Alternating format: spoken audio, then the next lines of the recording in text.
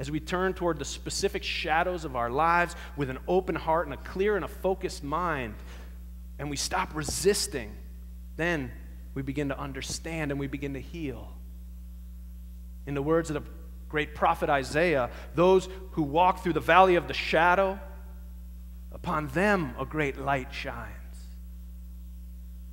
In the case of the young boy Anthony, it was when his parents began to accept that their son would likely die that they were able to move to the next level as a family. Their acceptance doesn't change the end of the story, but it has allowed them to appreciate every moment that they have with him.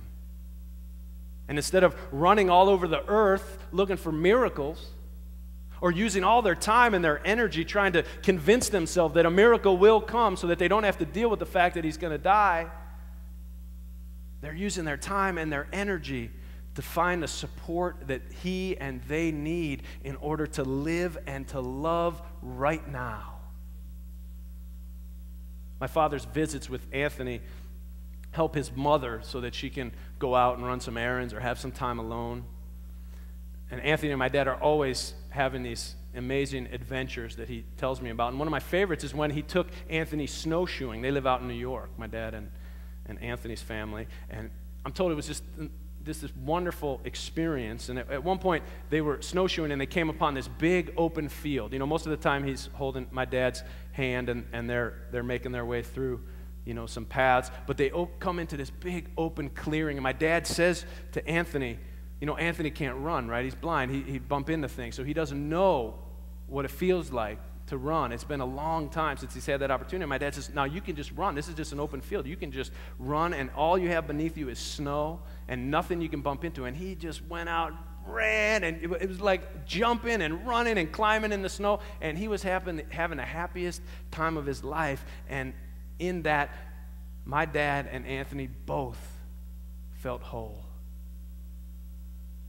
And that was not because they denied what was real, but in many ways, it was because they could acknowledge it.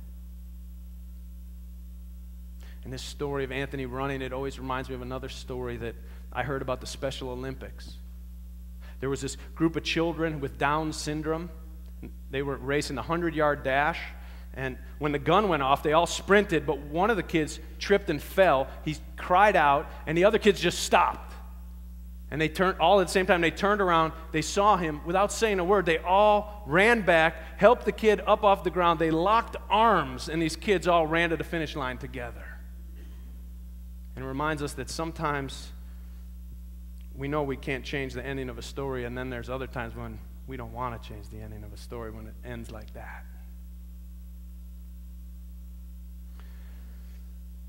May you be touched by the beauty of the butterfly. Those things that live only briefly, but that fill your world with blessings and beauty and grace.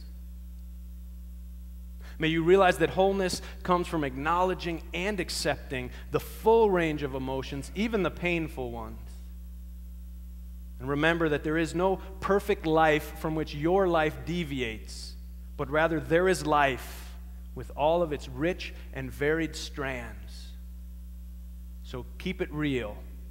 And in doing so, you will be free. Amen.